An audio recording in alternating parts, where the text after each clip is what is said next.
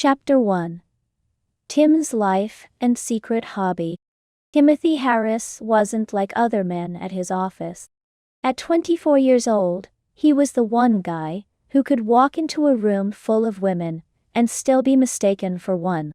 Standing at a petite 5'5" and weighing about 100 pounds soaking wet, Tim had a slim, almost willowy frame that most women would kill for. His face didn't help matters either. His cheekbones were high and delicate, his jawline soft, and his lips naturally full and pink. If not for the faint stubble that stubbornly appeared on his chin every morning, Tim could pass for a woman without much effort. And that was the problem. "Morning, Tinkerbell," came the familiar voice of Jerry, one of Tim's co-workers, as Tim stepped into the office. Jerry was tall, broad, and loved nothing more than poking fun at Tim's stature. "Careful, the wind might blow you away on the way to your desk." Tim forced a polite smile, clutching his coffee cup a little tighter. "Good morning to you too, Jerry. Glad to see your sense of humor's as fresh as ever." Jerry chuckled, slapping Tim on the back hard enough to make him stumble forward a step. "Hey, I'm just saying, you're like a strong gust away from being airborne. You ever think about eating a burger or two?" "Every day," Tim muttered under his breath, sidestepping Jerry and making his way to his desk in the corner of the open-plan office. He dropped into his chair with a sigh, carefully adjusting his tie. It was always like this. The teasing, the jokes, the subtle and not so subtle reminders that he didn't fit into the typical mold of masculinity. Not that Tim particularly wanted to fit in. He didn't care about bulking up at the gym or chugging protein shakes like some of his coworkers. He didn't daydream about football or obsess over cars. But he did care about not being the office punching bag. "Morning, Tim," came a smooth, deep voice from behind him. Tim turned to see Mark, his boss, standing by his desk.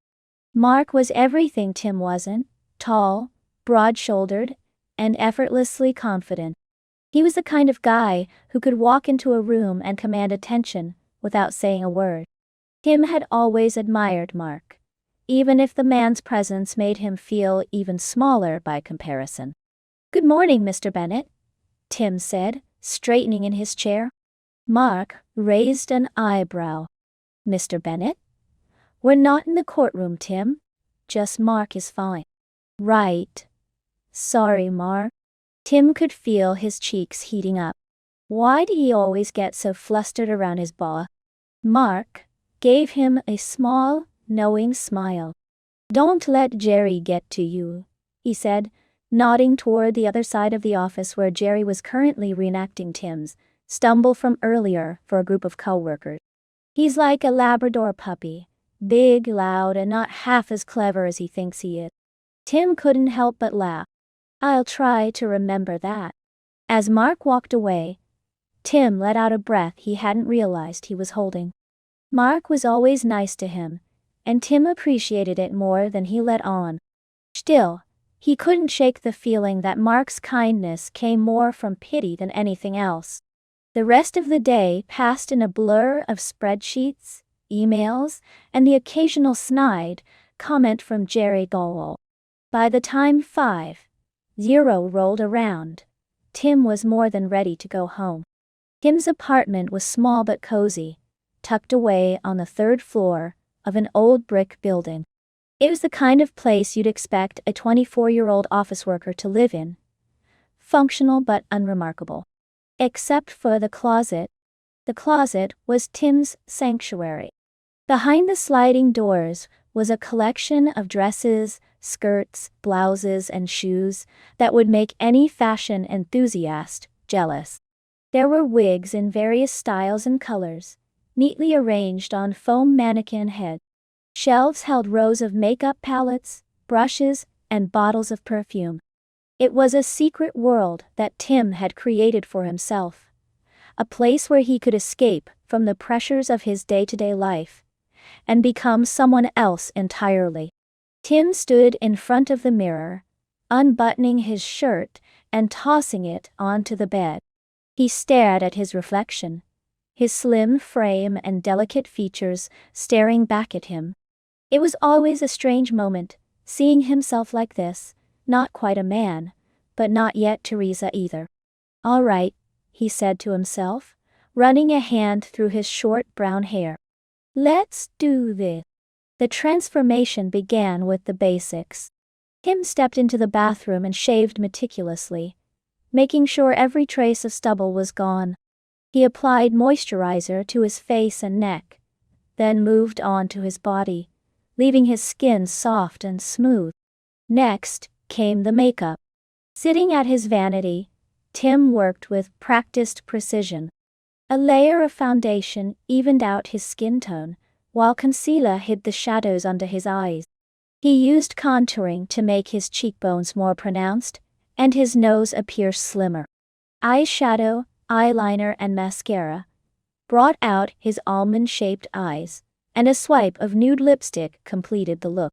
"Not bad," he said, tilting his head to examine his reflection. "Not bad at all." Next came the clothes. Tim pulled a black lace bra and matching panties from the drawer, slipping them on before padding to the closet. He chose a red wrap dress that hugged his curves in all the right places, along with a pair of black heels that added a few inches to his height. A long brunette wig completed the transformation. When he looked in the mirror again, Teresa was staring back at him. Confident, glamorous, and completely at ease in her own skin. She was everything Tim wasn't, and that was exactly the point. "Perfect," Teresa said, her voice soft and feminine. It wasn't just the clothes or the makeup, it was the way she carried herself, the way she moved, the way she smiled. Teresa was more than a disguise. She was a part of Tim, a part he could only let out when he was alone, or in places where no one knew who he really was. Teresa grabbed her clutch and headed for the door. It was Friday night, and she had planned. At the bar, she could be herself, free from the judgment and expectations that weighed on Tim every day. It was her escape, her sanctuary. As she stepped into the night, heels clicking against the pavement, Teresa felt the tension of the week melt away. For the next few hours, she wouldn't be Tim, the awkward office worker who didn't fit in. She'd be Teresa, the confident, beautiful woman who could command attention with just a smile. And she couldn't wait. Chapter 2: A Night Out as Teresa. Tim stood in front of the mirror, his fingers drumming on the edge of the vanity as he stared at his reflection. His usual self looked back at him. Soft brown eyes, slightly tousled hair, and a face that no matter how many times he squinted at it, seemed to lean more feminine than masculine. He sighed, tossing the towel draped around his shoulders onto the bed. "All right, Teresa," he muttered under his breath, rolling his shoulders as though psyching himself up for a big game. "Let's get you ready for your grand debut." It wasn't his first time transforming into his female alter ego, of course. He'd been doing this for years, ever since he'd discovered the sheer joy of slipping into a pair of heels and letting the weight of the world fall away. But tonight felt different. Maybe it was the tension from the week at work, or maybe it was the nagging feeling that he was overdue for a proper night out. Whatever it was, he was determined to make an impression tonight. The transformation. The bathroom was already prepped. A haven of beauty products and tools scattered across the countertop like an artist's workshop. Tim grabbed his razor and leaned closer to the mirror. He always started here. The tiny shadow of stubble on his chin and jaw had to go before anything else. "Smooth as silk," he said, running his fingers over his freshly shaven face and grinning. "Not bad for a guy who can't grow a proper beard anyway." Next came his skincare routine. He massaged moisturizer into his face, followed by a primer that made his skin feel like velvet. He'd learned the hard way that skipping these steps could lead to cakey foundation, and Teresa didn't do cakey. No, Teresa was flawless. He stepped into his bedroom, where his closet doors were already open, revealing a treasure trove of outfits. After a quick deliberation, he pulled out a little black dress he hadn't worn in a while. It was a classic, a sleeveless number, with a plunging neckline that flared just slightly at the hips. Pairing it with a set of black stilettos and a silver clutch, he laid the outfit on the bed and turned back to his vanity. Makeup was next. Tim perched on the edge of the stool, his brushes and palettes arrayed before him like a general preparing for battle. "All right, let's see what we're working with tonight," he said, tilting his head and examining his face in the mirror. He started with foundation, blending it meticulously until his skin looked airbrushed. Contouring came next.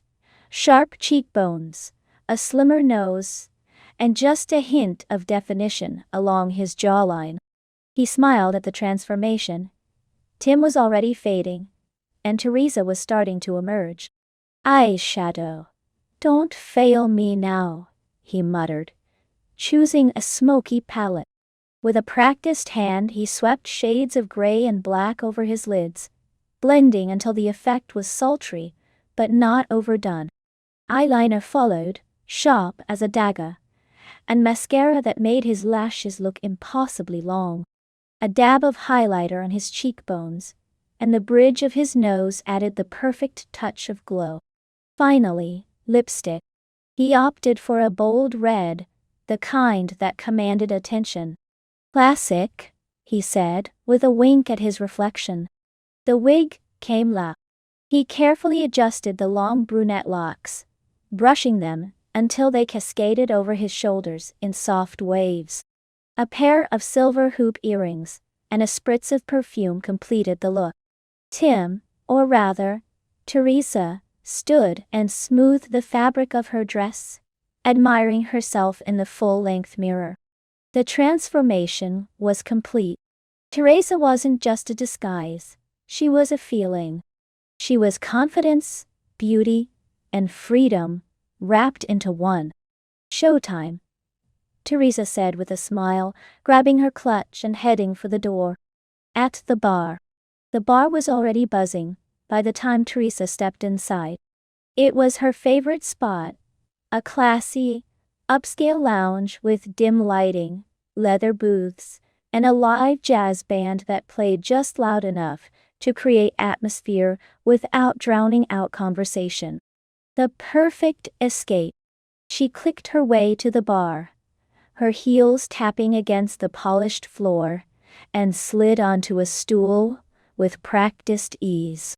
The bartender, a young guy with a perpetual smirk, greeted her with a nod. "Evening, Teresa." "The usual?" "You know me too well, Jack," she replied, flashing him a smile. "One cosmopolitan, please."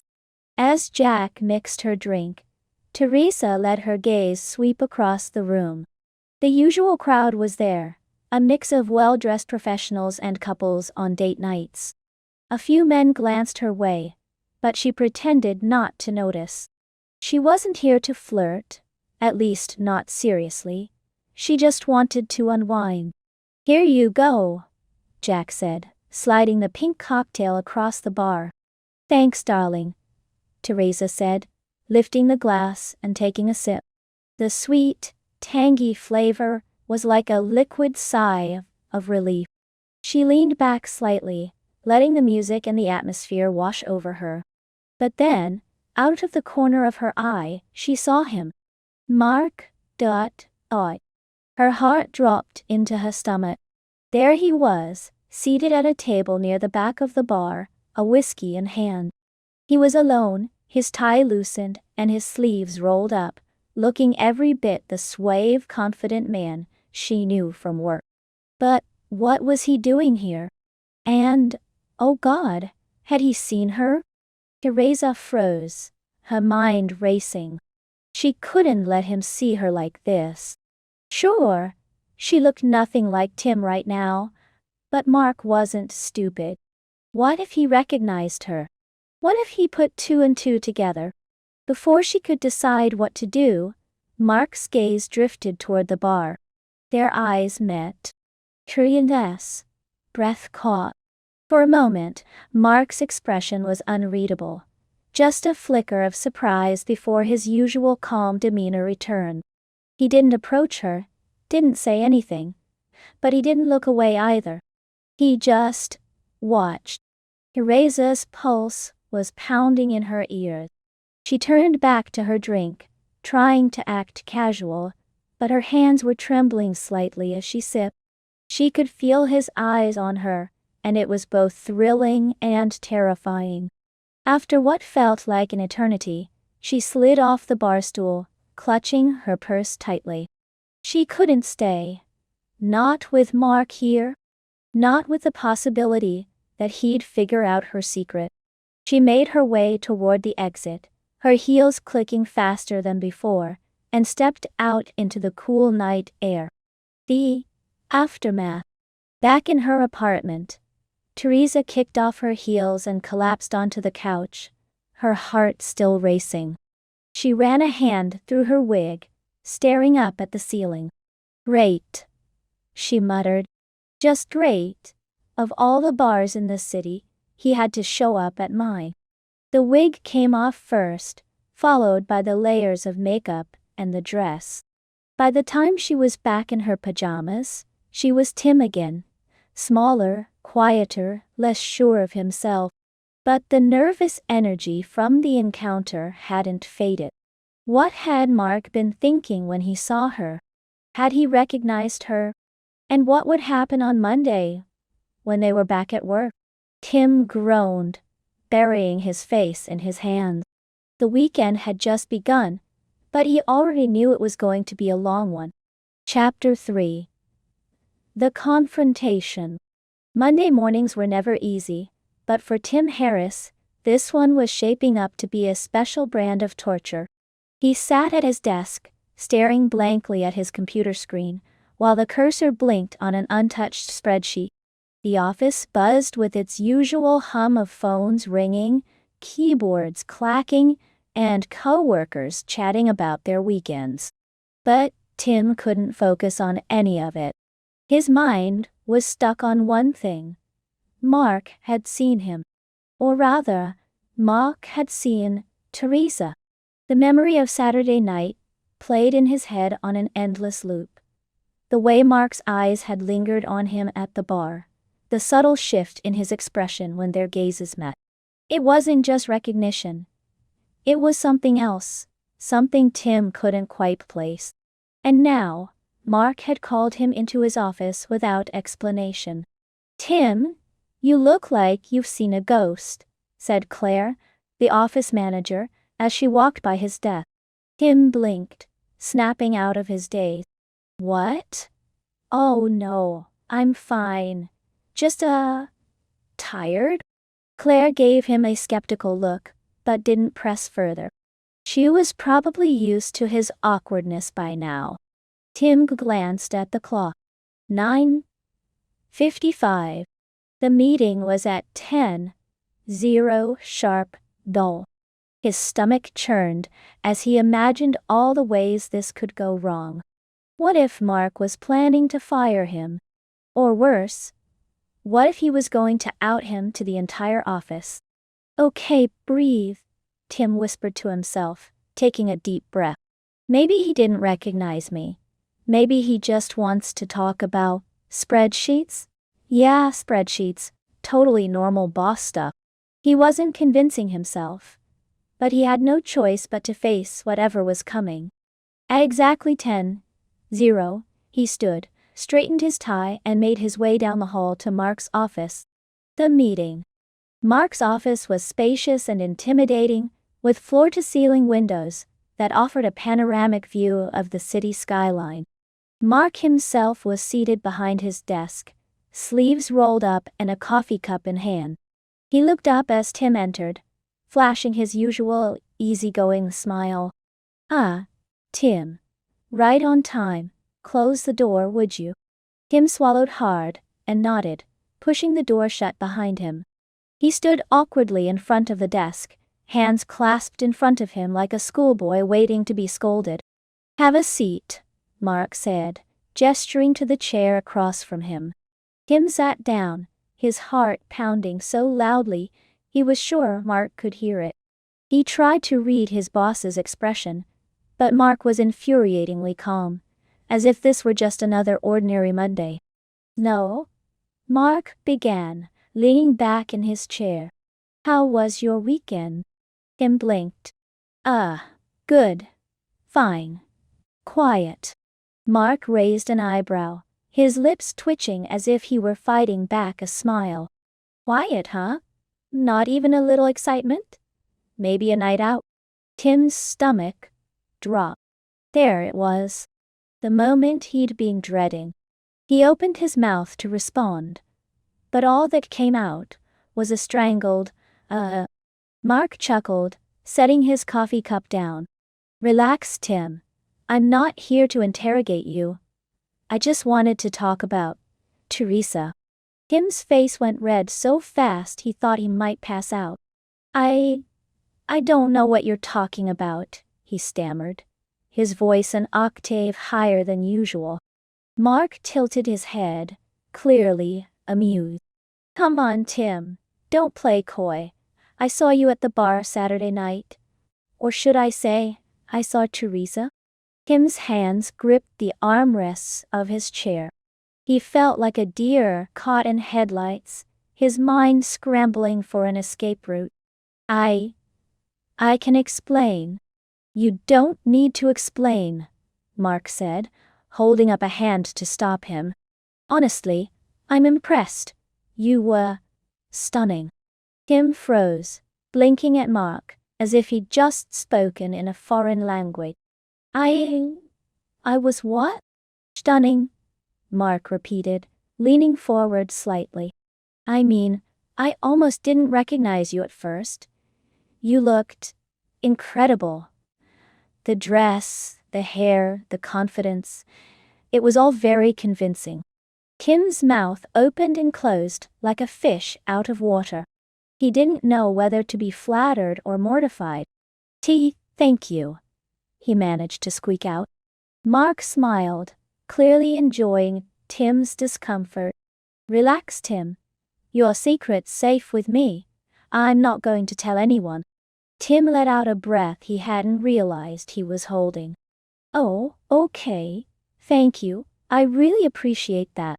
But, Mark added, his tone turning more serious, I do need a favor from you. Tim's relief was short-lived.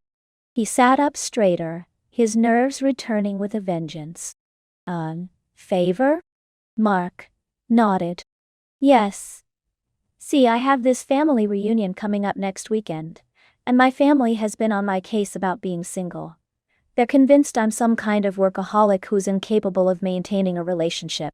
Tim frowned, not following. Okay.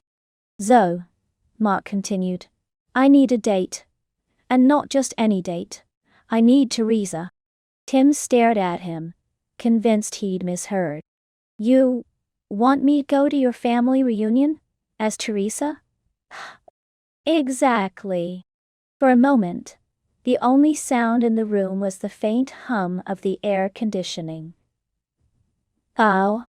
Tim's brain was short-circuiting. Mark, I don't think. Look, Mark interrupted, leaning forward with a charming grin. You don't have to decide right this second, but hear me out. You were incredible as Teresa. My family would love you. And I'd make it worth your while. I'll cover all the expenses. Clothes. Makeup. Whatever you need. All I'm asking is for one day of your time. Tim hesitated, his mind racing. On the one hand, the idea was absolutely insane. On the other hand, Mark wasn't wrong. Yeah. As Teresa, he could pull it off. And the thought of Mark covering the costs was tempting. I don't know. Tim said slowly. What if someone recognizes me? Mark smirked. Tim, the only reason I recognized you is because I work with you every day. Trust me, no one at that reunion is going to see through Teresa. You're too good. Tim's face turned red again.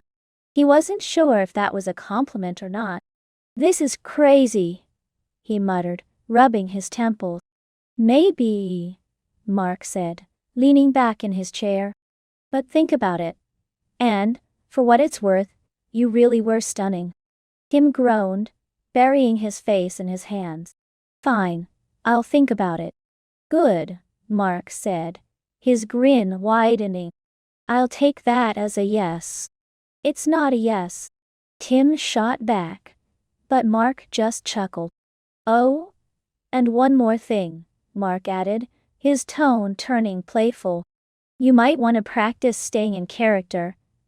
I don't know if I can keep my hands to myself at the reunion, if Teresa looks anything like she did Saturday night. Tim's jaw dropped, his face flaming. Mark. Just kidding, Mark said with a wink. Mostly. Well. Tim groaned again, standing up and heading for the door. You're impossible, he muttered. And you're perfect, Mark called after him. See you later, Teresa. Tim stormed out of the office, his face still burning. This was going to be a long week. Chapter 4. Preparing for the big night. Tim stood in front of his closet, staring at his modest collection of dresses. He had a few cute outfits that Teresa had worn on her nights out. Cocktail dresses, flirty skirts, even a sleek red jumpsuit he'd worn once to a Halloween party.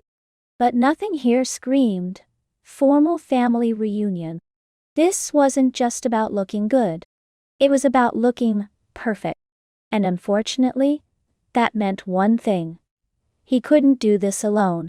The knock at his door came at exactly 10:00 a.m., sharp and businesslike. Tim opened it to find Mark standing there, looking effortlessly put together in dark jeans, a navy blazer, and a crisp white shirt.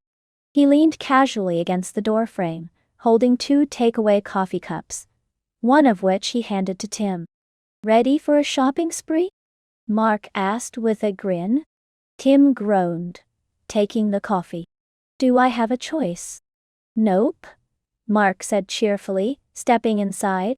You agreed to this, remember? And if we're going to pull this off, Teresa needs to look the part. My family is particular. Particular how? Tim asked, raising an eyebrow. Mark hesitated. Let's just say they won't settle for anything less than perfection. But don't worry, we'll make sure you're the star of the show. Tim sipped his coffee, trying to ignore the flutter in his stomach at Mark's words. Fine, but if we're doing this, I'm doing it my way. Teresa doesn't do half measures. Mark smirked. That's what I'm counting on. The shopping scene. The boutique Mark had chosen was the kind of place Tim would never have stepped foot in on his own. It was all polished floors, chandeliers, and racks of dresses that probably cost more than his monthly rent. The sales assistants smiled politely as they entered, their eyes flicking between Tim and Mark with curiosity. Tim tried not to look too out of place as he trailed behind Mark, clutching his coffee like a lifeline. Welcome, said a tall, elegant woman in a sleek black dress. How can I help you today? Mark flashed her one of his dazzling smiles. We're looking for a formal gown for my friend here. Something classy, elegant, but not too over the top. The woman's eyes shifted to Tim, who gave her an awkward smile. Of course, she said smoothly. Right this way. Tim followed her to a row of dresses, his nerves kicking into overdrive. He wasn't Teresa yet, and the idea of trying on these gowns in front of Mark was enough to make his face heat up. But he took a deep breath and reminded himself that Teresa was confident. Teresa could handle it. Let's start with these, the saleswoman said, pulling a few dresses off the rack. The fitting rooms are just over there. Tim hesitated, glancing at Mark. You're really going to sit here, and what? Mark leaned against a nearby display and crossed his arms. Of course. I'm paying for all this, remember? Besides, someone has to give you a second opinion. Tim rolled his eyes, but grabbed the dresses and headed for the fitting room. Trying on dresses. The first dress was a disaster. It was a pale pink monstrosity with layers of tulle that made Tim feel like a cupcake. He stepped out of the fitting room reluctantly, his arms crossed over his chest. Mark burst out, laughing the moment he saw him. Wow. Okay, no. Definitely not that one. Glad we agree, Tim snapped, spinning on his heel and disappearing back into the fitting room. The second dress was better. A sleek black number with a high slit up the side, but it didn't quite feel right. The third was a glittery gold gown that made him look like a disco ball. By the fourth dress, Tim was ready to give up. This is hopeless, he groaned, leaning against the wall of the fitting room. I'm never going to find something that works. Come on, Teresa, Mark called from outside. Where is that confidence you had on Saturday night? You've got this. Tim rolled his eyes, but couldn't help smiling. He pulled on the next dress, a floor-length emerald green gown with a plunging neckline and a cinched waist, and stepped out cautiously. The reaction was immediate. Mark's easy grin disappeared, replaced by something softer, something Tim couldn't quite place. He looked stunned. Wow, Mark said, his voice lower than usual. You look incredible. Tim felt his cheeks heat up, but he forced himself to stay in character. Teresa wouldn't blush. Teresa would own the moment. She did a slow spin, letting the fabric of the gown swish around her leg. Not, huh? She said, her voice light and teasing. Not bad? Mark repeated, shaking his head. You're going to steal the show in that dress. My family won't know what hit them. Tim smiled, genuinely, this time. For the first time all day, he felt like he could actually pull this off. The accessories. With the dress sorted, it was time for shoes and accessories. Mark insisted on buying a pair of silver heels that added just the right amount of sparkle, along with a matching clutch and a set of dangling earrings. You're really going all out, aren't you? Tim said as they stood at the checkout. Mark shrugged. If we're doing this, we're doing it right. Tim raised an eyebrow. You're enjoying this, aren't you? Maybe a little, Mark admitted, grinning. But, can you blame me? I mean, look at you. You make this look easy. Tim rolled his eyes, but couldn't help feeling a tiny thrill at the compliment. He wasn't used to this kind of attention, and it was nice. Confusing, but nice. The final look. Back at his apartment, Tim went through the full transformation process. He shaved, moisturized, and carefully applied his makeup, taking extra care to perfect the smoky eye look he'd been practicing. The wig, a sleek brunette style with soft waves, was the finishing touch. When he finally slipped into the green gown and stepped in front of the mirror, he barely recognized himself. Teresa wasn't just a character anymore. She was a masterpiece. Mark arrived a few minutes later to pick him up. When he saw Teresa standing in the doorway, his jaw actually dropped. Wow, he said, his voice quiet. You look stunning. Teresa smirked, one hand on her hip. Careful, boss. You're going to give me a big head. Mark chuckled, but his eyes lingered on her for a moment longer than necessary. Ready to meet the family? As ready as I'll ever be, Teresa said, grabbing her clutch. She stepped out into the hallway, her heels clicking against the floor. Mark offered her his arm. And for a moment, Tim didn't feel like an awkward office worker pretending to be someone else. He felt like Teresa, confident, glamorous, and completely in control. As they headed for the car, Tim couldn't help but wonder what he'd gotten himself into. But one thing was certain. This was going to be a night to remember. Chapter 5. The family reunion begins. The drive to Mark's family estate was a quiet one at first. Tim, fully transformed into Teresa, sat in the passenger seat of Mark's sleek black car, fidgeting with the hem of her emerald green gown. She'd spent hours perfecting her look.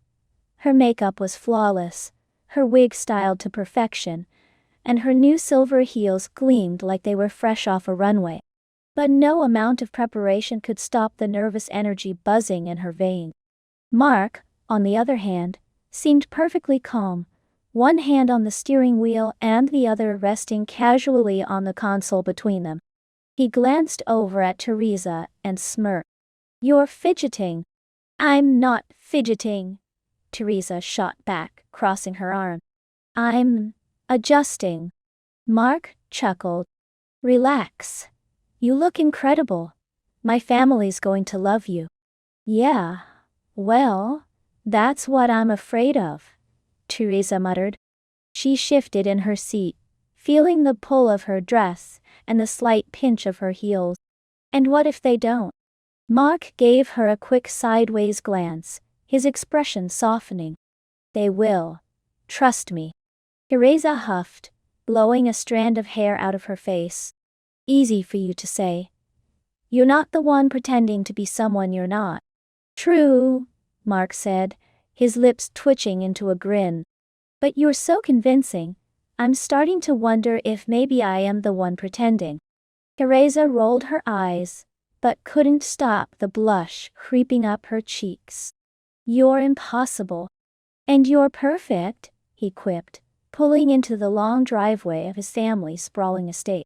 Meeting the family. The estate was everything Teresa had expected, and then some. A grand brick mansion, surrounded by manicured lawns, flower gardens, and a fountain that looked like it belonged in a European palace. As they pulled up, she could see clusters of people mingling near the main entrance, holding glasses of wine and chatting in their Sunday best. Teresa took a deep breath as Mark stepped out of the car and walked around to her side. He opened the door and offered her his hand. "Ready?" "No," Teresa said, taking his hand anyway. She stepped out of the car, her heels clicking against the cobblestone driveway, and smoothed the front of her dress. "Let's get this over with." Mark chuckled, tucking her hand into the crook of his arm as they walked toward the crowd. "Just smile, nod, and let me handle the tough questions. Like why a guy like you is still single?" Teresa teased, glancing up at him. Mark smirked. "Exactly. And now I've got the perfect answer." Before Teresa could respond, they were swarmed. Mark, a woman who could only be his mother, appeared out of nowhere, pulling him into a hug so tight it left him, momentarily, speechless. She was a petite woman in her 60s, with perfectly coiffed hair and a pearl necklace that screamed old money. As she pulled back, her sharp eyes landed on Teresa, and her lips curved into a delighted smile. "And who is this stunning young woman?"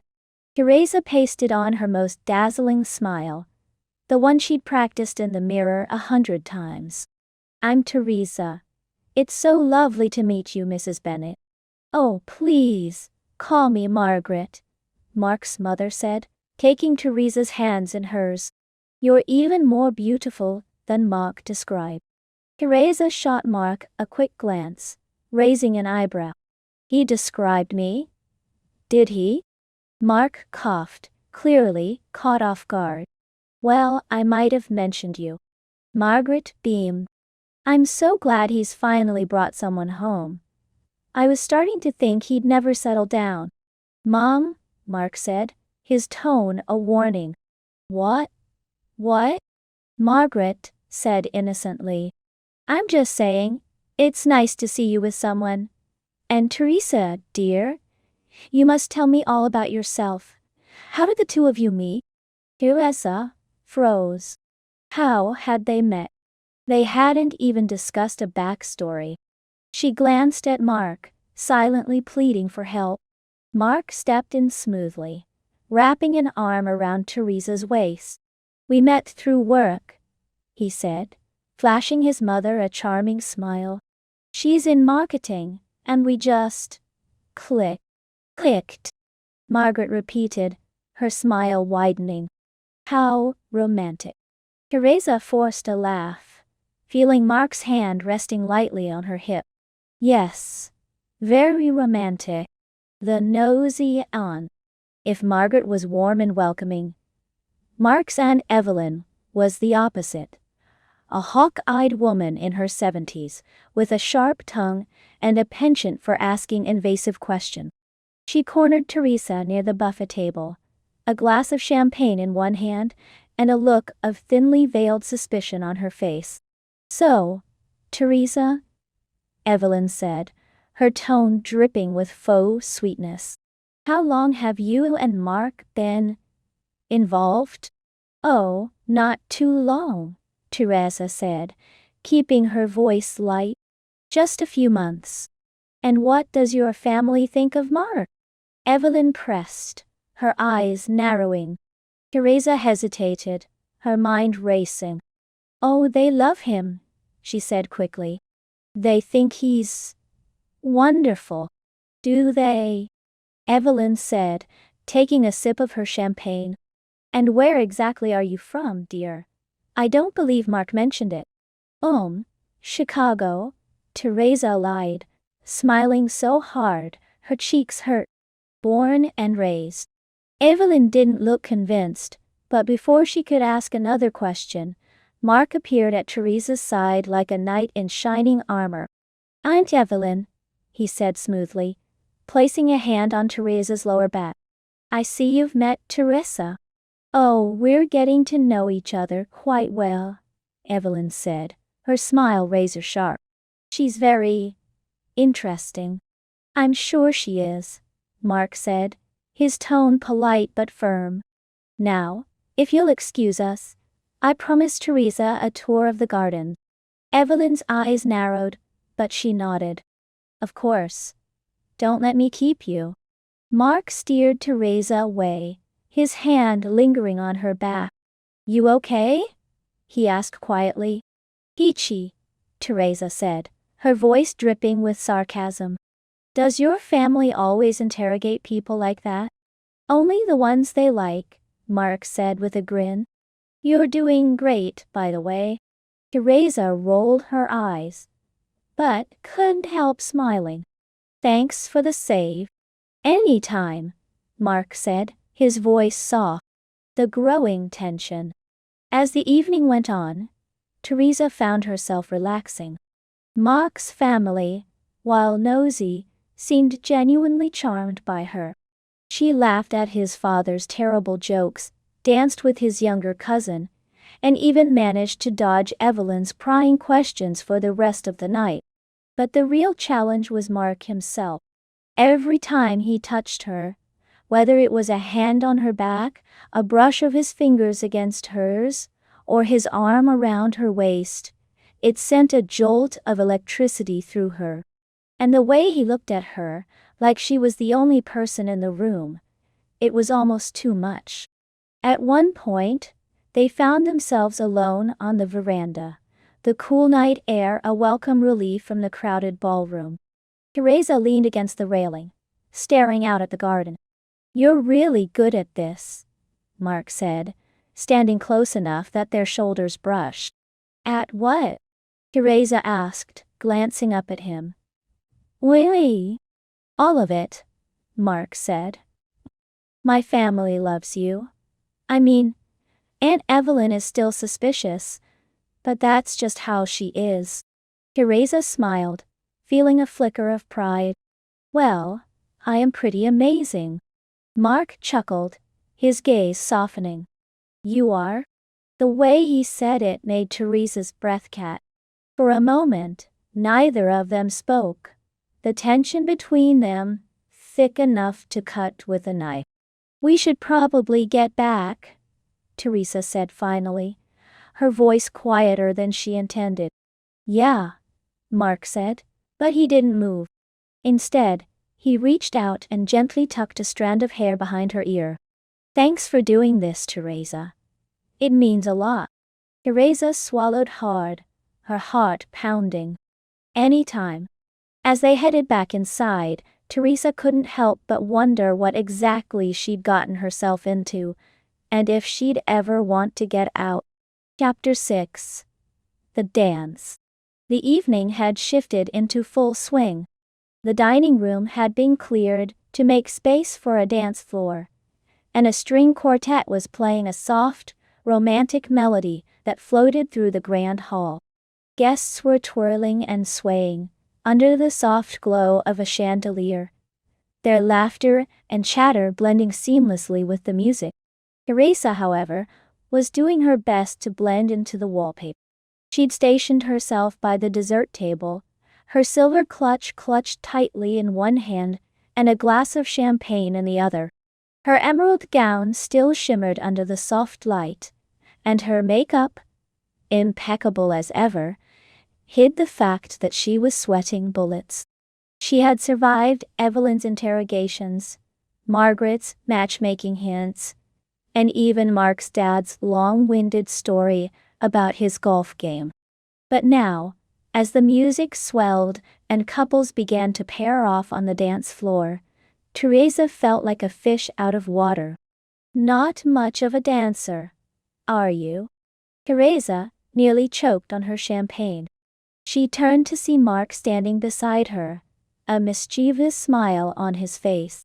He'd ditched his blazer at some point, leaving his white shirt slightly unbuttoned at the collar, and his sleeves rolled up in a way that should have been illegal. He looked relaxed, confident, and annoyingly handsome. I can dance, Teresa said, lifting her chin in mock indignation. I just don't see the need to show off. Mark chuckled, leaning casually against the table. Sure. That's definitely not an excuse to avoid stepping on someone's toes. I'll have you know, Teresa said, setting her glass down. Teresa has excellent rhythm. I believe you, Mark said, his voice softening. He held out a hand, palm up. Care to prove it? Teresa blinked, staring at his outstretched hand. You're serious? Dead serious, Mark said, his lips curving into a small smile. Come on. One dance. For appearances, if nothing else. Appearances, Teresa repeated, narrowing her eyes. Right. This has nothing to do with you wanting to show off in front of your family. Mark grinned. Maybe a little. Teresa sighed, knowing she had no real excuse to refuse. And, if she were being honest, part of her wanted to say yes. So she placed her hand in his, letting him lead her toward the dance floor. The dance. The moment they stepped onto the floor, Teresa felt every pair of eyes in the room turn toward them. She swallowed her nerves as Mark placed one hand on the small of her back, his other still holding hers. His touch was firm but gentle, and his proximity sent a shiver down her spine. Relax, Mark murmured, his voice low and soothing. You're doing great. Great at what? Teresa whispered back. Pretending I know what I'm doing? Mark chuckled, the sound vibrating through her. Exactly. Ow. As the music swelled, Mark guided her effortlessly across the floor. Teresa had danced as Teresa before, usually in heels, with friends cheering her on. But this was different. This wasn't about fun or showing off. This was intimate. Mark's hand was warm against her back, his movements smooth and confident. For once, she didn't have to think about where to step or how to move. He led, and she followed, their bodies moving in perfect sync. "So," Mark said after a moment, his tone light, "have you done this before? Because you're surprisingly good for someone who was hiding by the dessert table 5 minutes ago." Teresa smirked, finding her rhythm. "I told you, I have excellent rhythm." "That you do," Mark said, his gaze dropping to meet hers. His smile softened, the teasing edge fading. "You're full of surprises, Teresa." Teresa's heart skipped at the way he said her name. Softly, like it was something precious. She glanced away, trying to ignore the warmth spreading through her chest. "You're not so bad yourself, boss." Mark laughed, quietly. "Why do I feel like you're the one in charge here?" "Because I am," Teresa said, her confidence returning. "You're just lucky I'm letting you lead." Mark leaned in slightly, his breath grazing her ear as he whispered, "Lucky doesn't even begin to cover it." Teresa's breath hitched. She pulled back just enough to meet his eyes, searching for some hint that he was joking. But there was no teasing in his gaze, no smirk. Just sincerity. And something else. Something that made her stomach flip. Romantic tension. As the music slowed, so did their movements. Mark pulled her closer, his hand shifting slightly higher on her back.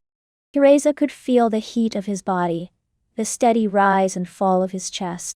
Her heart was racing, her thoughts a tangled mess of confusion, and something she didn't want to name. This wasn't part of the plan. This wasn't supposed to feel real. "You okay?" Mark asked softly, his voice breaking through her thought. "Yeah," Teresa said quickly, though her voice was quieter than she intended. "Just thinking." "About what?" "About how weird this is," she admitted. "Dancing with my boss at his family reunion, pretending to be someone I'm not." Mark smiled, but it didn't quite reach his eyes. "For what it's worth, I don't think you're pretending." Teresa blinked. "What do you mean?" "I mean..." Mark hesitated, his expression unreadable. "I think Teresa is more real than you give her credit for." Teresa didn't know how to respond to that. Her heart was pounding so loudly, she was sure he could hear it. Before she could say anything, the music ended, and the room erupted into applause. Mark didn't let go immediately. His hand lingered on her back, his thumb brushing against the fabric of her dress. And then, without warning, he leaned in and pressed a soft kiss to her cheek. It was quick, barely more than a brush of his lips, but it sent a shockwave through Teresa's body. She froze, her mind racing. "Thank you for the dance," Mark said, his voice low and warm. Teresa managed a nod, her cheeks burning. "You're welcome." "Ma,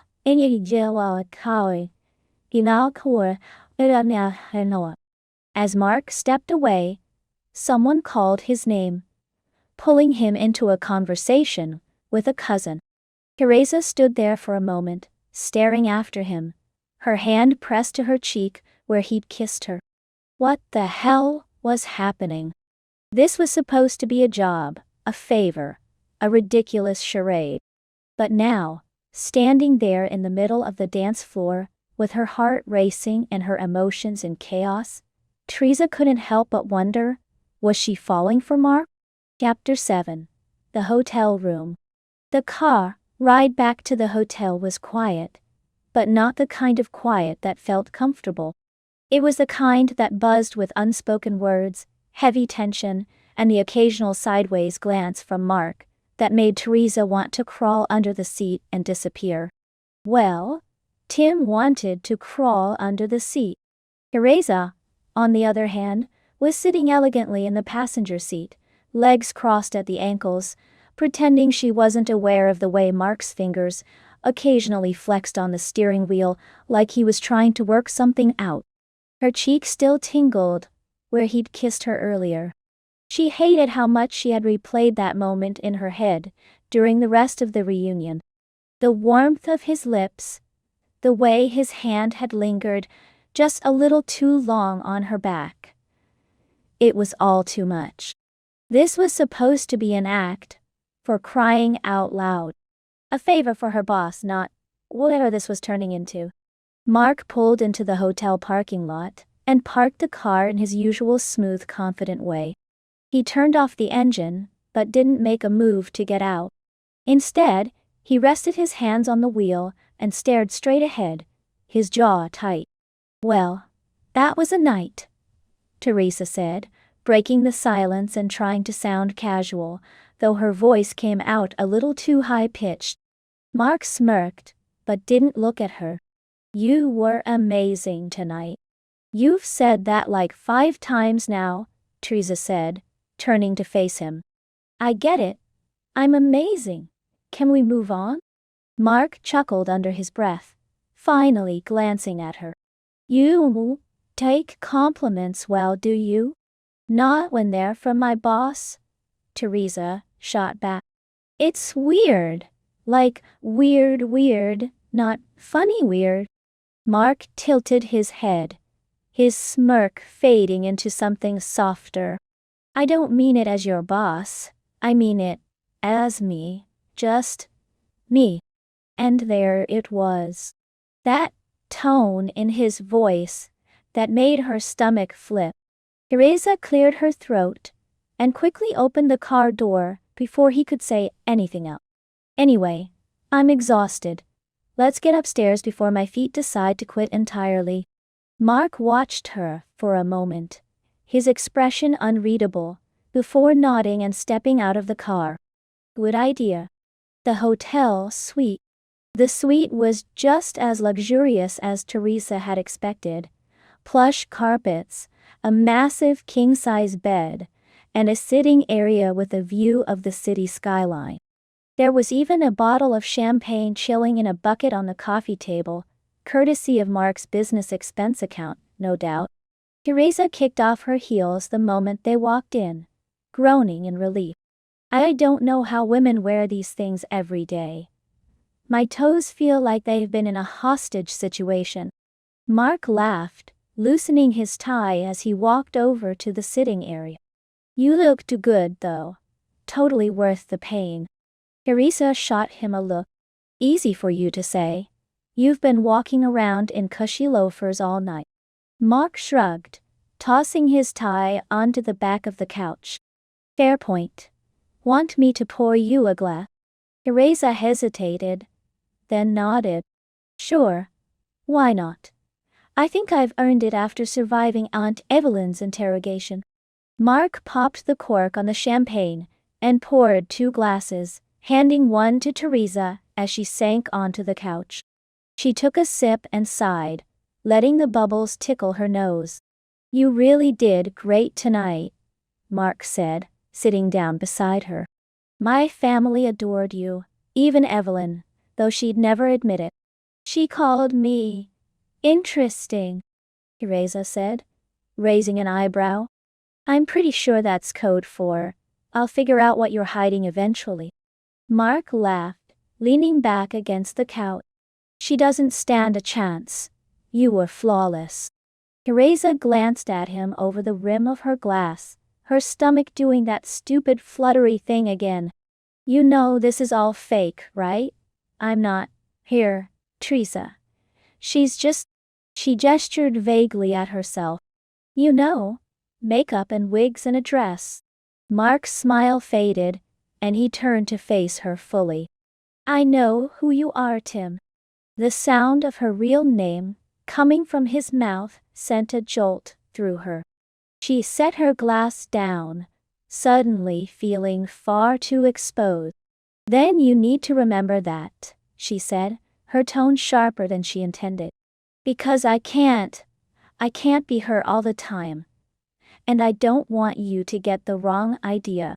Mark frowned, his brows drawing together. "The wrong idea about what?"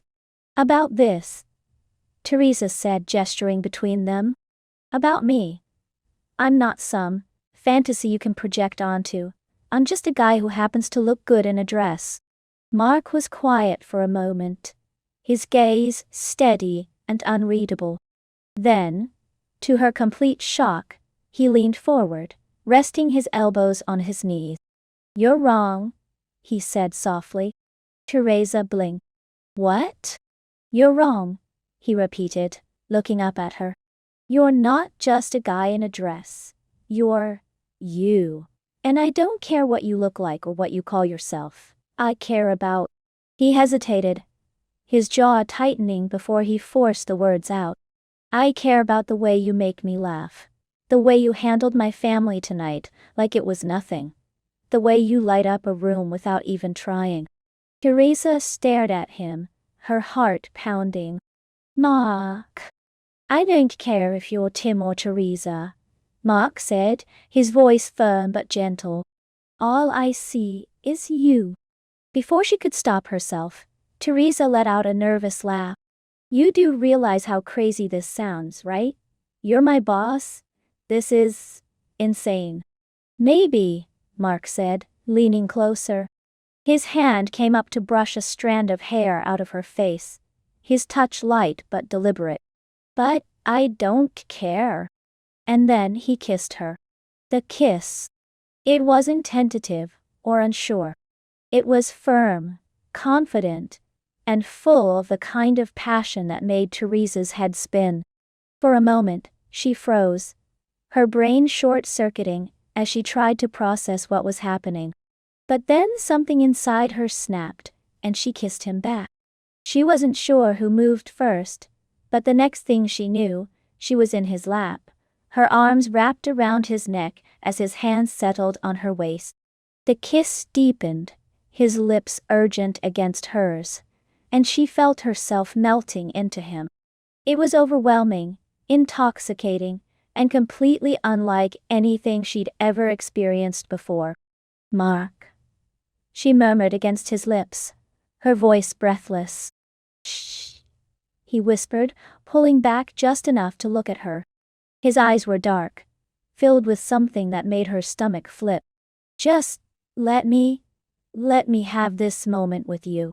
Teresa swallowed hard, her heart hammering in her chest. She wanted to pull away, to remind him that this was a bad idea, that this was all supposed to be fake. But she couldn't. She didn't want to. Instead, she kissed him again, her fingers tangling in his hair as his hands tightened on her waist. The world outside the hotel room faded away, leaving only the two of them, tangled together in a mess of emotions and pent-up desire. For the first time that night, Teresa let herself forget about the act, the dress, the reunion, and everything else. In that moment, she wasn't Tim or Teresa. She was just hers. And for now, that was enough. Chapter 8. The morning after. Sunlight streamed through the heavy hotel curtains, its golden rays sneaking in through the slight gap where Teresa had forgotten to fully close them the night before. She blinked groggily, disoriented by the unfamiliar room, the two soft sheets, and the steady warmth pressed against her side. For a moment, she forgot where she was. Then she remembered. Mark. Oh. Her eyes widened as she realized she was curled up against him, her head resting on his chest, and her legs tangled with his. His arm was draped around her waist, heavy and warm, and his slow, steady breathing tickled the top of her head. The events of the previous night came rushing back. The kiss, the way he'd pulled her into his lap, the way she'd kissed him like she was afraid he'd disappear if she didn't hold on tight enough. And now, here they were, in bed. Oh, where is he? Together. Underneath me. Fully clothed, thank God, but still very much together. Teresa froze, her mind racing. What was the protocol here? Did she slip out of bed and pretend this never happened? Did she wake him up and try to have some sort of awkward conversation about boundaries and professionalism? Or did she just stay perfectly still and hope he didn't notice she was awake? Before she could decide, Mark stirred. His brow furrowed slightly, and his arm tightened around her waist, pulling her closer. Teresa's heart stopped. She held her breath, praying he'd just roll over and go back to sleep. No such luck. "Morning," Mark's voice rumbled, low and groggy, and absurdly attractive. His eyes cracked open, and he looked down at her with a sleepy smile. "You're still here." Teresa's brain short-circuited. Yeah, I guess I am." Mark chuckled, the sound vibrating through his chest beneath her cheek. "Comfortable? What? No? Yes, Teresa groaned, burying her face in her hand. "This is so weird." Mark's smile widened, but he didn't let go of her. "It doesn't have to be weird. Doesn't it though?" Teresa said, sitting up and scooting to the edge of the bed. She smoothed her dress out, though it was a lost cause after spending the night, wrinkled and rumpled. "You're my boss, and we kissed, and now we're in bed together. There's no universe where this isn't weird." Mark propped himself up on one elbow, watching her with a mix of amusement and something softer. "Okay, fine. Maybe it's a little weird, but I don't regret it." Teresa turned to look at him, startled by the sincerity in his tone. "You don't?" "Not even a little," Mark said, his gaze steady. "Do you?" Teresa hesitated, her mind a whirlwind of conflicting emotions. Did she regret it? The kiss had been amazing, better than amazing actually. But it had also opened a door she wasn't sure she was ready to walk through. She trailed off, biting her lip. "I don't know. This is all just a lot." Mark sat up fully, running a hand through his messy hair. "I get it, believe me, I do. But last night wasn't just some spur-of-the-moment thing for me. I meant everything I said. I meant the kiss." Teresa's cheeks warmed at the memory. "Mark, this is complicated. Look at me." She gestured to herself, still in full Teresa mode. The emerald gown, the expertly applied makeup, the wig that had miraculously stayed in place overnight. "This isn't even really me. I'm not." "Stop," Mark said, his voice firm but gentle. He moved closer, his eyes locking onto hers. "This is you. Maybe not all of you, but it's still you. And I like all of it. Tim, Teresa, whoever you want to be. I don't care about the details. I care about you." Teresa stared at him, her heart pounding. She wanted to believe him. She really did. But this wasn't some rom-com, where everything magically worked out in the end. This was real life. Messy, complicated, and full of consequences. "Mark," she said softly, "you're my boss. If anyone at work finds out about this, it could get messy. For both of us." Mark nodded, his expression serious. "I know. Which is why we'll keep this separate. At work, nothing changes. We'll keep things professional. But outside of work." His hand reached for hers, his fingers brushing against hers. "I want to see where this goes." Teresa hesitated, her mind racing. This was risky. Reckless, even. But when she looked at him, really looked at him, with his messy hair and his earnest eyes, and that stupid charming smile, she felt something she hadn't let herself feel in a long time. Hope. One man, how make you? "Okay," she said finally. "We'll keep it separate. Professional at work, whatever this is outside of it." Mark's smile returned, slow and warm. Deal. Morning. Awkwardness. The rest of the morning was a blur of awkward, yet oddly comfortable moments. Teresa changed back into her regular clothes, a pair of jeans and a t-shirt she'd packed just in case, and spent a solid 15 minutes scrubbing off the layers of makeup that turned her into Teresa. By the time she emerged from the bathroom, feeling more like Tim, Mark was lounging on the couch with a cup of coffee in hand. "Back to your usual self, I see," Mark said, giving her a once-over. His tone was light, teasing, but there was something in his eyes that made Tim feel seen. "Yeah, well," Tim said, running a hand through his now bare face. "Teresa doesn't exactly do mornings." "Shame," Mark said, with a smirk. "I was starting to like her." Tim rolled his eyes, grabbing his bag. "Don't get used to it. Teresa is strictly a special occasion kind of girl." Mark stood, his expression softening. "Good thing you're special then." Tim froze, his cheeks heating. "You're impossible, you know that?" Mark grinned. "And yet, you're still here." Tim groaned, heading for the door.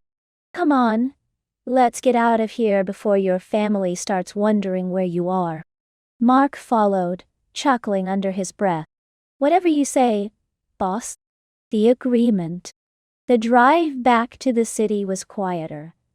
But this time, the silence felt easier. Comfortable, even. "Oh." Mark kept glancing over at Tim, as if checking to make sure he was still there. But he didn't push for conversation. Tim appreciated that.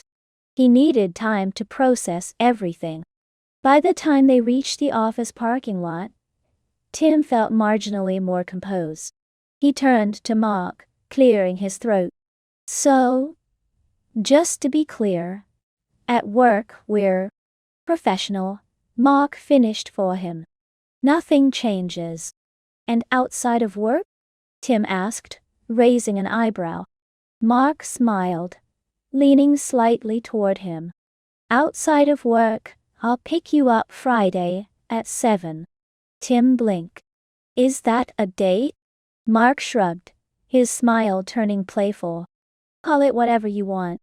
Tim stared at him, part of him still wanting to argue, to point out all the ways this could go wrong.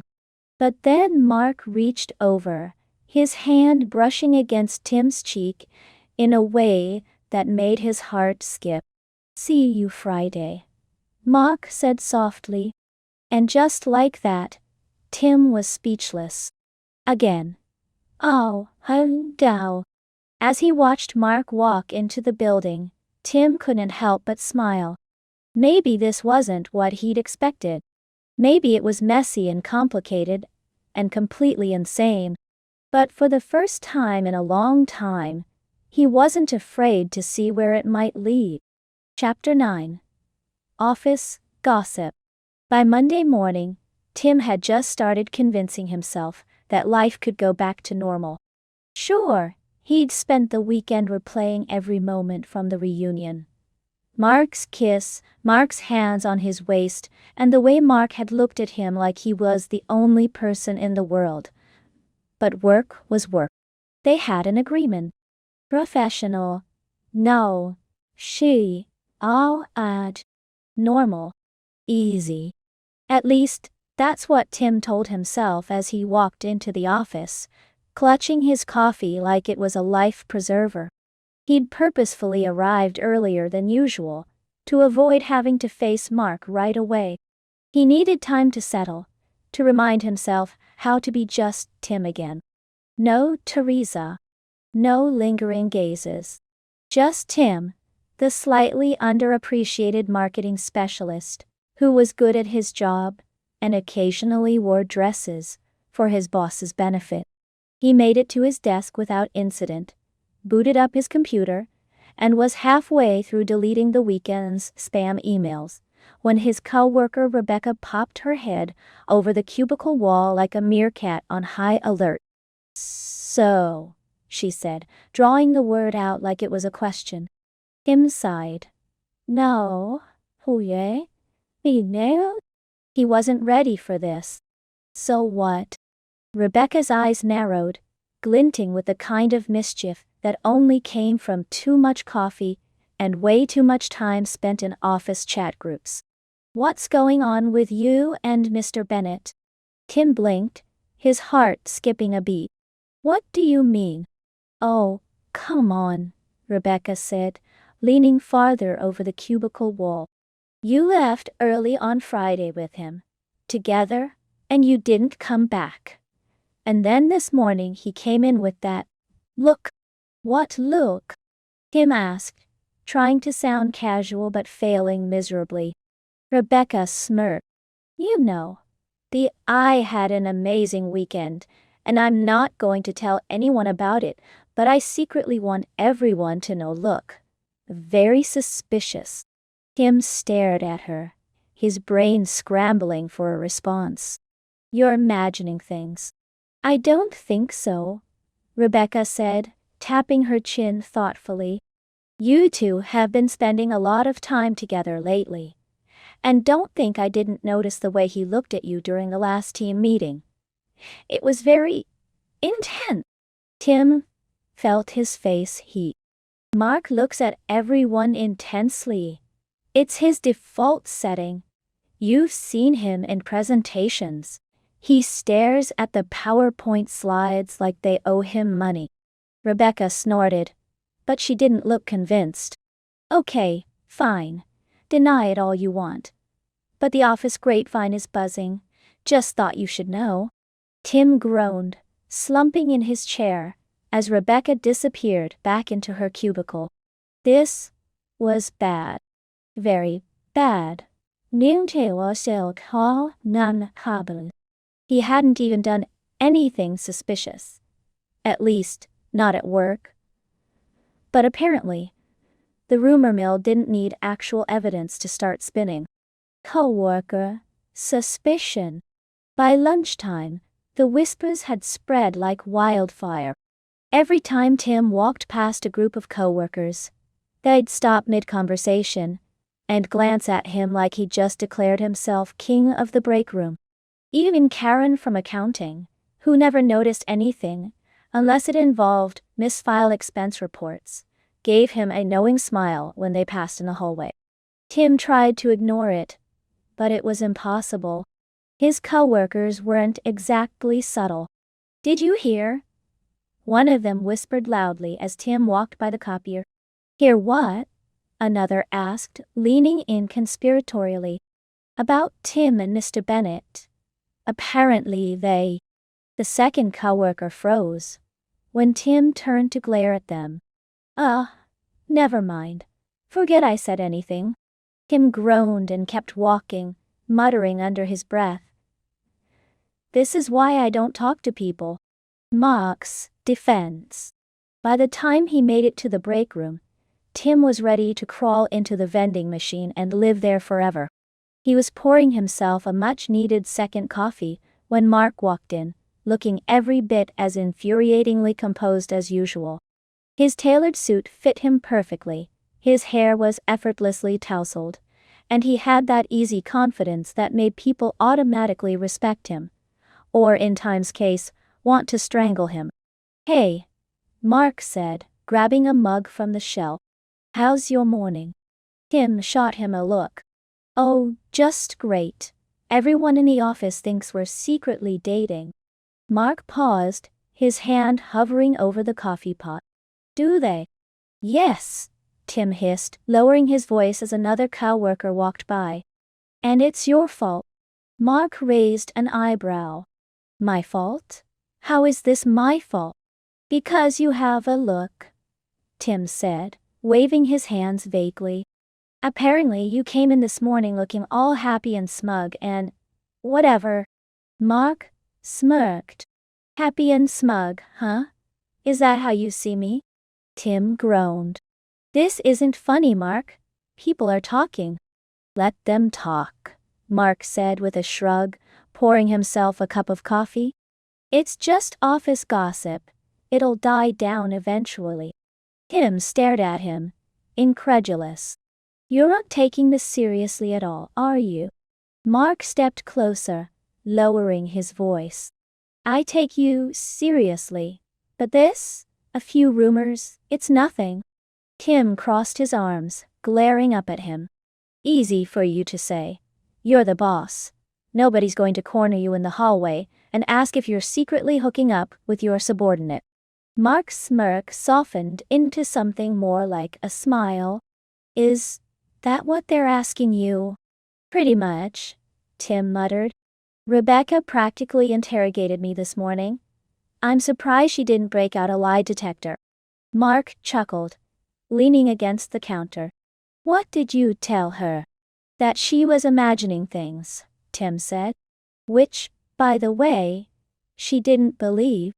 Well, you're a terrible liar, Mark said with a grin. So, that's not surprising. Tim glared at him. Oh, not helping. Okay, Mark said, holding up his hands in mock surrender. I'll be more careful. No looks, no smiles. I'll be a cold, heartless robot in meetings from now on. Good, Tim said, though he couldn't help the small smile tugging at his lip. You do that. A subtle shift. As the week went on, the rumors didn't exactly die down, but they did shift into something less invasive. Tim noticed that Mark was making an effort, keeping their interactions professional, avoiding any lingering glances or unnecessary closeness. It was a relief, but also disappointing. Tim hated how much he missed the little moments. The way Mark used to lean over his desk to ask a question, or the way his hand would brush against Tom's shoulder when they passed in the hallway. It wasn't fair. They'd agreed to keep things professional, and Mark was just sticking to the plan. So why did it feel like something was missing? By Friday, Tim was ready to pull his hair out. When Mark walked past his desk without so much as a glance, Tim couldn't help muttering under his breath, "Cold, heartless robot. My ass." Talking to yourself again? Rebecca asked, popping her head over the cubicle wall. Tim groaned. Do you ever work, or is spying on me your full-time job now? Rebecca grinned. Spying, obviously. Anyway, I'm off to lunch. Don't do anything scandalous while I'm gone. Tim rolled his eyes as she walked away, but he couldn't help smiling. Maybe the rumors weren't so bad after all. At least they kept things interesting. Mark's quiet assurance. Later that afternoon, Tim was in the break room again, this time grabbing a granola bar from the vending machine, when Mark walked in. He didn't say anything at first, just leaned against the counter with that infuriatingly calm demeanor. You okay? He asked finally. Tim sighed, leaning against the vending machine. Yeah. It's just been a weird week. Mark nodded, his gaze steady. For what it's worth, I think you're handling it really well. Tim snorted. Thanks, Dad.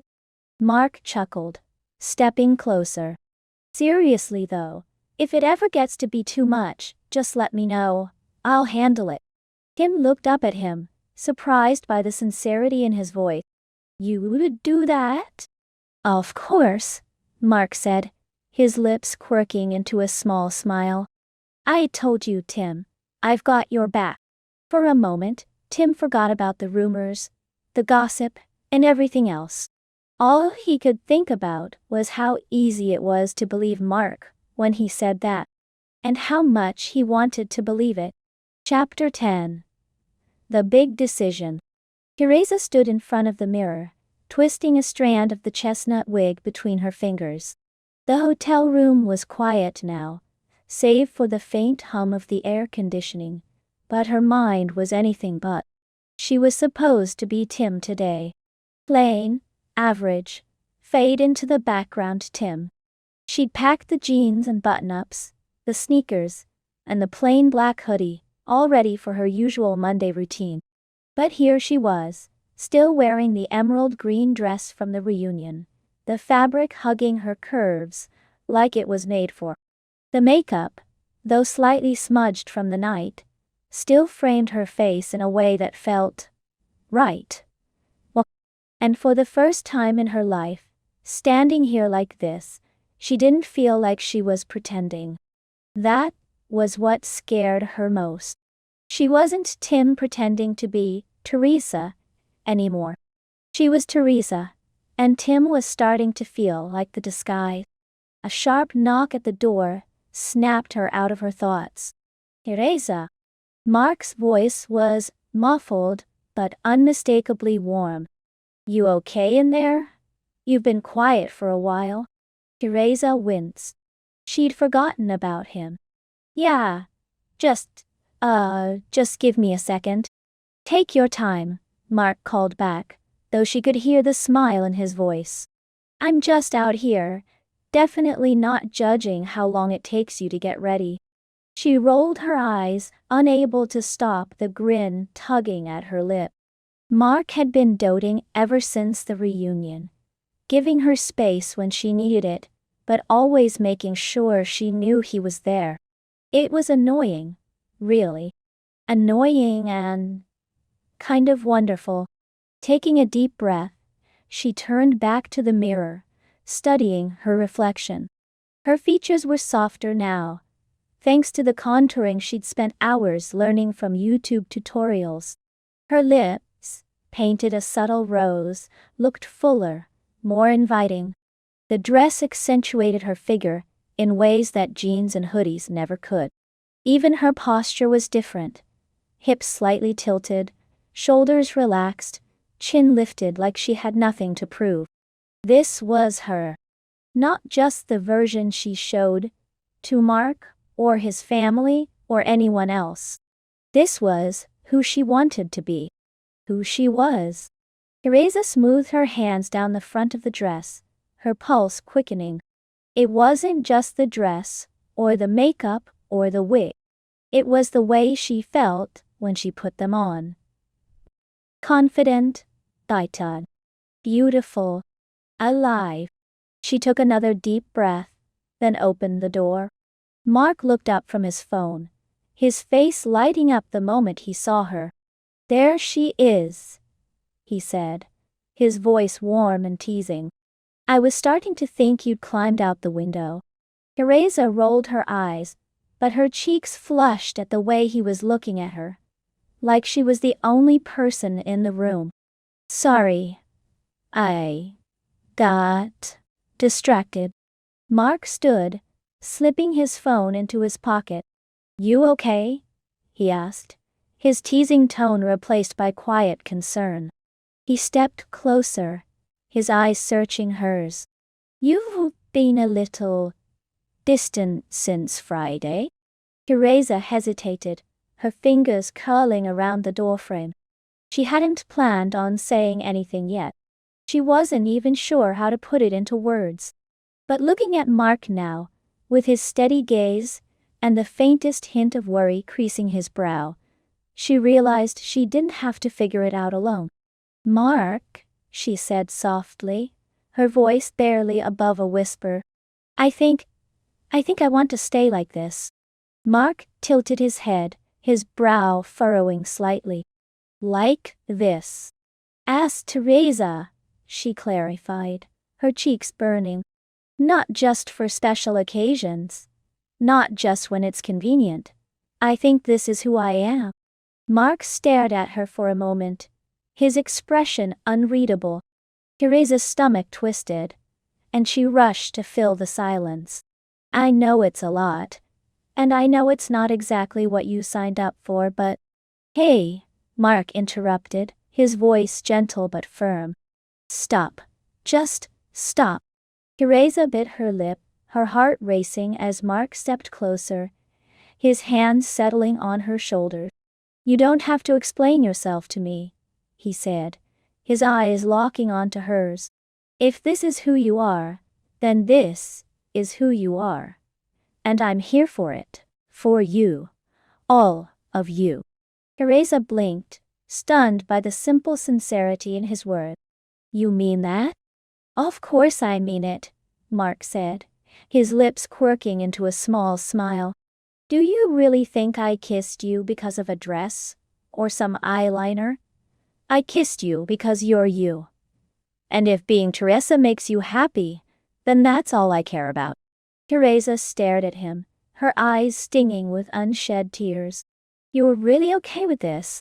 Mark's smile widened, and he gently cupped her face in his hands. Teresa, I'm more than okay with it. I'm proud of you. That was it. The dam broke. Teresa let out a shaky laugh as tears spilled down her cheeks, and Mark pulled her into his arms without hesitation. She buried her face in his chest, clinging to him like a lifeline as the weight of her decision finally lifted. A new beginning. The rest of the day passed in a blur of quiet conversations, shared smiles, and an overwhelming sense of relief. Teresa spent hours talking with Mark, hashing out everything from logistics to emotions to the inevitable questions they'd face from friends and coworkers. Are you worried about work? Mark asked at one point, his hand resting over hers on the couch. A little, Teresa admitted. I mean, her's pretty good about this kind of thing, but people talk, and I don't exactly have the thickest skin. Mark squeezed her hand. We'll handle it together. Whatever happens, we'll figure it out. Teresa smiled, her heart swelling at the way he said we. Like they were a team. Like she wasn't alone in this. Thank you, Anne. One only, and Over the next few weeks, Teresa began the slow process of making her new identity more permanent. She started small, subtle changes to her wardrobe, makeup, and daily routine. She swapped her baggy hoodies for fitted blouses, her sneakers for low heels.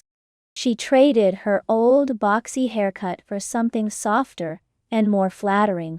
The first time she walked into the office as Teresa, her heart was in her throat.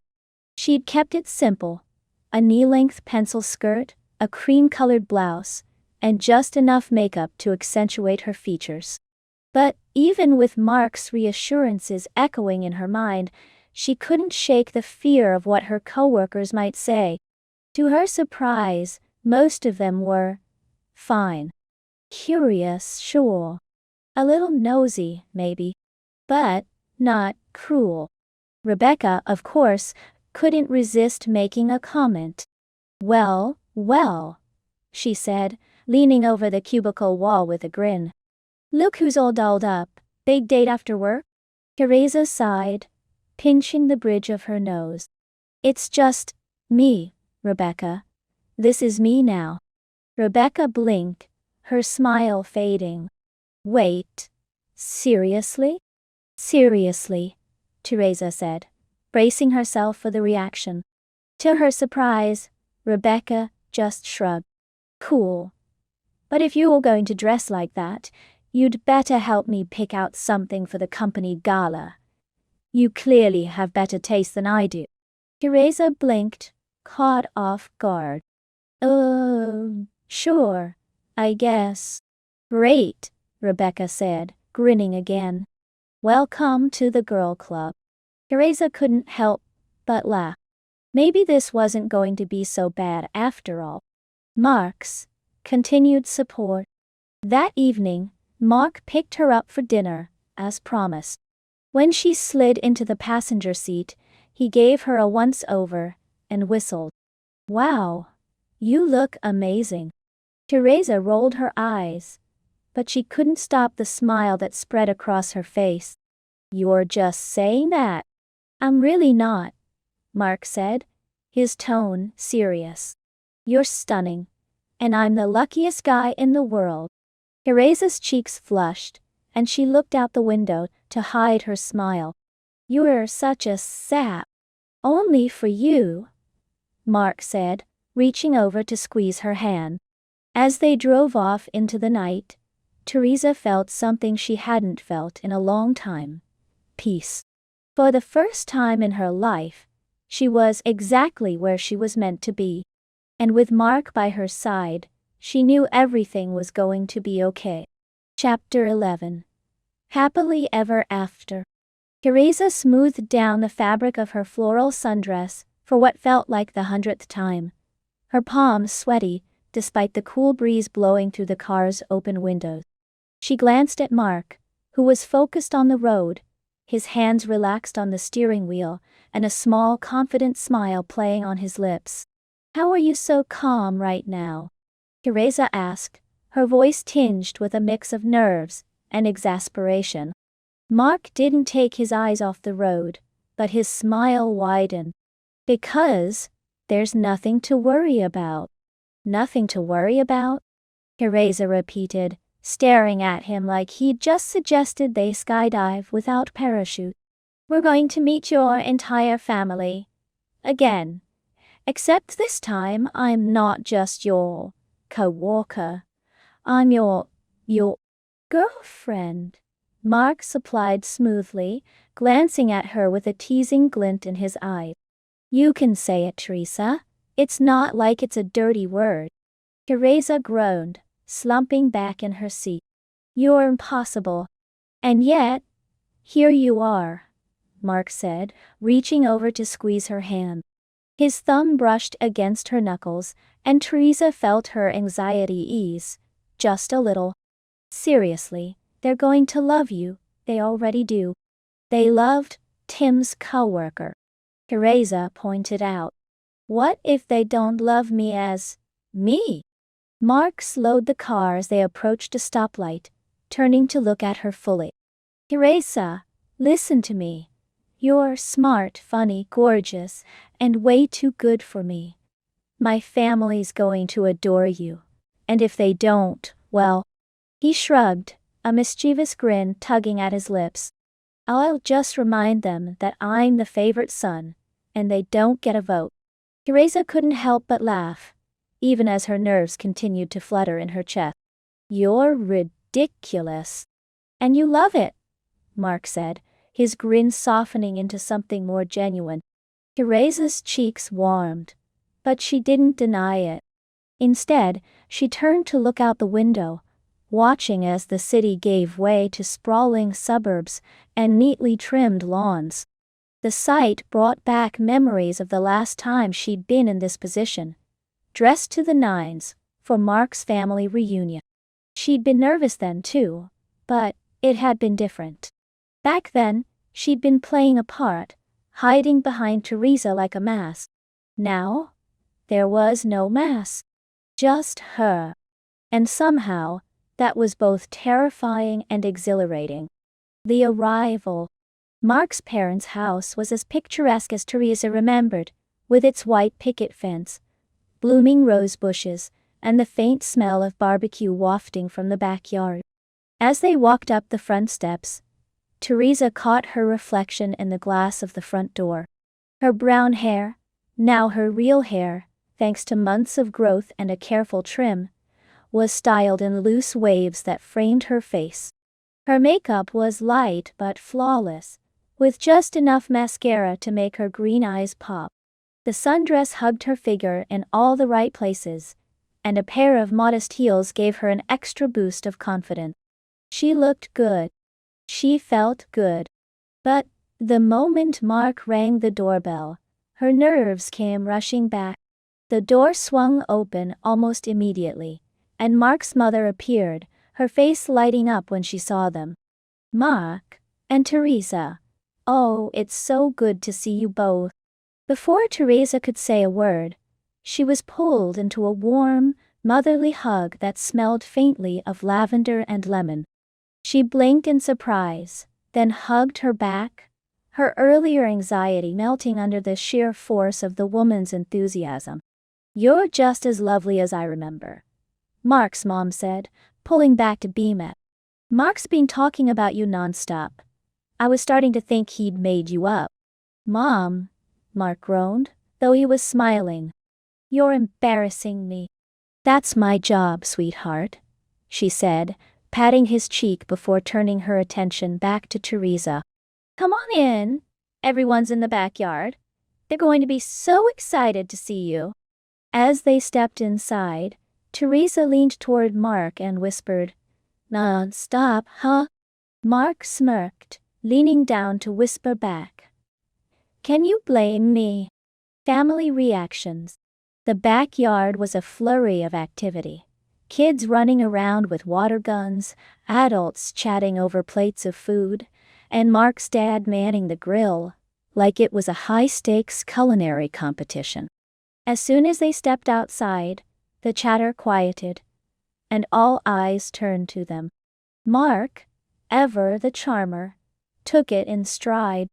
"Hey everyone," he said, slinging an arm around Teresa's shoulder. "This is Teresa, my girlfriend." The word hung in the air for a moment, and Teresa felt her cheeks heat as a dozen pairs of eyes zeroed in on her.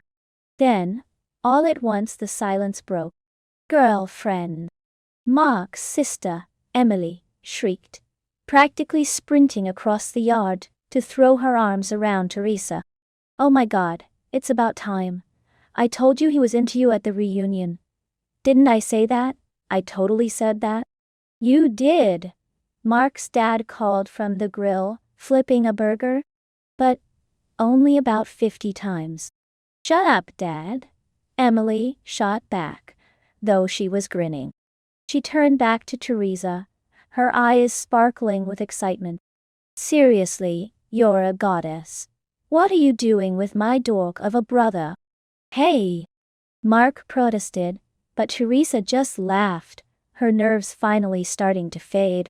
The rest of the family followed suit, welcoming her with open arms and an overwhelming amount of food. Mark's aunt insisted on giving her a plate piled high with potato salad and ribs, while his uncle tried to recruit her for the family cornhole tournament.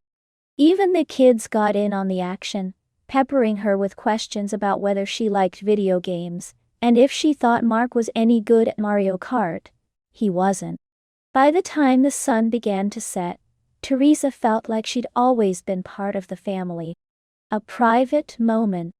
Later, as the party wound down and the guests began to trickle out, Teresa found herself sitting on the porch swing with Mark, a glass of wine in her hand and a warm breeze ruffling her hair. The sky was painted in shades of pink and orange, and the faint hum of cicadas filled the air. "Zoe," Mark said, his arm draped over the back of the swing. "How are you feeling?" Teresa took a sip of her wine, then glanced at him with a small smile. "Honestly, I had a great time. Your family's amazing." "They think the same about you," Mark said, his eyes soft as he looked at her. "I told you they'd love you." Teresa shook her head, her smile widening. "You're so smug." "Confident," Mark corrected, leaning in to press a kiss to her temple. "Big difference." Teresa laughed, setting her glass aside so she could turn to face him fully. "Thank you," she said softly. "For everything. For being you." Mark's expression softened, and he reached up to tuck a strand of hair behind her ear. "Teresa, I'm the lucky one. You've changed my life in ways I didn't even know I needed, and I can't wait to see where we go from here." Teresa felt her chest tighten, a mix of happiness and disbelief washing over her. She leaned in, her lips brushing against his in a kiss that was soft and sweet and full of promise. When they pulled back, Mark smiled at her, his eyes crinkling at the corners. "Ready to head home?" "Home," Teresa repeated, the word feeling more meaningful than ever. She smiled, taking his hand in hers. "Yeah, let's go." As they walked to the car, hand in hand, Teresa felt a sense of peace settle over her. This was her happily ever after, not perfect, not without challenges, but hers. And with Mark by her side, she knew they'd face whatever came next together. Chapter 12. Epilogue. The smell of fresh coffee filled the kitchen as Teresa stood at the counter, waiting for the espresso machine to finish its morning symphony. The sun streamed through the windows, casting warm golden light across the marble countertop. Outside, the faint sound of birds chirping mingled with the distant hum of traffic. It was a perfect Saturday morning, the kind that felt like a reward after a long work week. She adjusted the strap of her silk robe, glancing at her reflection in the stainless steel toaster. Her hair, now shoulder-length and expertly highlighted, fell in soft waves around her face. She'd gotten used to the little things over the years. The way her eyeliner flicked naturally now, how her blush gave her just the right glow, and how she could finally walk in heels without wobbling like a newborn giraffe. It hadn't been an instant transformation, but it had been worth it. Every tweak, every awkward first attempt at something new, had led her to this moment. She was fully herself now. Teresa. No hesitation, no second guessing. Just her. The coffee machine beeped, pulling her out of her thought. She poured the steaming liquid into a ceramic mug, adding a splash of cream and a sprinkle of cinnamon before taking a cautious sip. Perfect. She smiled to herself, savoring the first drink of the day as she padded barefoot across the tile floor. Morning, gorgeous. Mark's voice called from the hallway. Teresa turned to see him leaning against the doorframe, his hair adorably messy and his t-shirt rumpled from sleep. He looked at her like she was the most beautiful thing he'd ever seen, which, after years together, still managed to make her stomach flip. "You're up early?" she said, raising an eyebrow. "I thought Saturdays were your sacred sleep until new days." Mark smirked, crossing the room to wrap his arms around her waist. "Well, I smelled coffee. And also, you weren't in bed." Both tragic injustices. Teresa laughed, leaning into his embrace. "You're ridiculous. And you love it," he said, pressing a kiss to her temple. She rolled her eyes but didn't argue. Instead, she handed him her mug. "Here. Since you're up, you can share?" Mark took a sip, his eyebrows lifting in appreciation. "Cinnamon. Fancy." "I'm a woman of taste," Teresa said with mock haughtiness, flipping her hair dramatically. Mark chuckled, setting the mug on the counter before pulling her closer. "You're a woman of many things, Teresa. Taste, beauty, wit. My entire heart." Teresa groaned, but she was smiling. "You're so corny. Do you practice these lines in the mirror?" "Only when you're not home," Mark teased, winking. A life built together. Their home was a cozy townhouse, just outside the city, a perfect mix of her love for modern design and his fondness for comfort. The walls were adorned with photos of their life together. Their first vacation in Paris, where Mark had eaten way too many croissants and refused to regret it. A candid shot of Teresa, laughing at one of Mark's terrible jokes, and a picture of them at last year's company gala.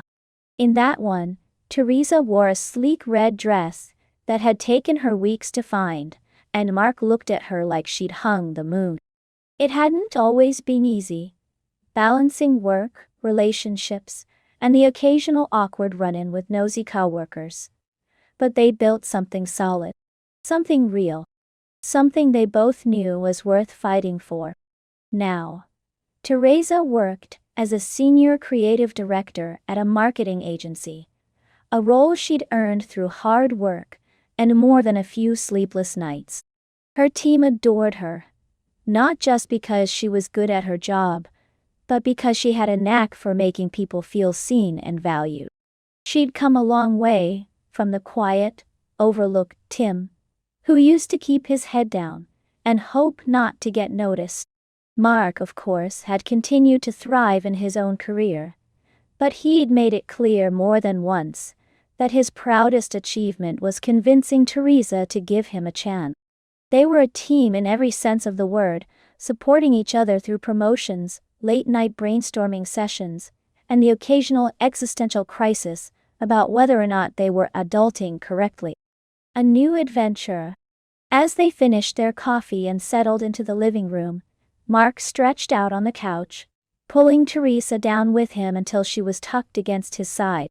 She rested her head on his chest, listening to the steady rhythm of his heartbeat as his fingers traced idle patterns on her arm. "So?" Mark said after a moment, his tone casual but laced with curiosity. "I was thinking." "Dangerous," Teresa quipped, smirking up at him. "Ha ha," Mark deadpanned, pinching her side lightly. "No, seriously. I was thinking we should take a vacation." Teresa tilted her head, intrigued. "Ah, vacation? Where?" "Somewhere warm," Mark said, his eyes sparkling. "Maybe Hawaii, or the Maldives. Somewhere we can sit on a beach and drink out of coconuts while pretending we don't have jobs." Teresa laughed. "I like the sound of that, though I'm not sure about the coconut thing. It feels cliché." "Okay, fine," Mark said, grinning. "We'll drink out of pineapples instead. Better?" "Much better," Teresa said, her smile softening as she looked at him.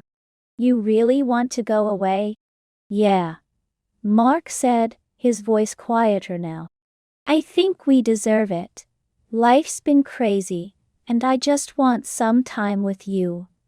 No work, no distractions, just us." Teresa's heart swelled at the sincerity in his words. She reached up to brush a strand of hair from his forehead, her fingers lingering against his skin. "You're kind of perfect, you know that?" Mark leaned down, his lips brushing against hers. "I know." Teresa laughed, smacking his chest lightly. "And there it is. Your humility shines through." The future. As the day wore on, they made plans for their trip, debating over destinations and arguing playfully about whether or not Mark would need to pack more than one pair of swim trunks. "No one needs 5 pairs of trunks, Mark. It's not a fashion show," says the woman, who brings 12 pairs of shoes for a weekend. Later that evening, as they sat on the back patio, watching the sun dip below the horizon, Teresa found herself reflecting on how far they'd come. She thought about the nervous, awkward beginnings of their relationship, the late-night talks, the laughter, and the quiet moments that had built the foundation of their life together. Looking at Mark now, his face relaxed and content in the fading light, Teresa felt a deep sense of gratitude. Not just for him, but for herself. For taking the leap, for embracing who she was, and for allowing herself to be loved in a way she'd never thought possible. "Hey," Mark said suddenly, breaking her train of thought. "What's on your mind?" Teresa smiled, leaning her head against his shoulder. "Just how lucky I am." Mark turned to look at her, his expression soft. "Teresa, I'm the lucky one." She rolled her eyes, but couldn't stop smiling. "We're both lucky, okay? Let's call it even." "Deal," Mark said, pressing a kiss to her forehead. As the stars began to dot the sky, and the world grew quiet around them, Teresa felt a sense of peace settle over her. This was her life now. Messy, imperfect, and absolutely, undeniably hers. And she wouldn't have it any other way.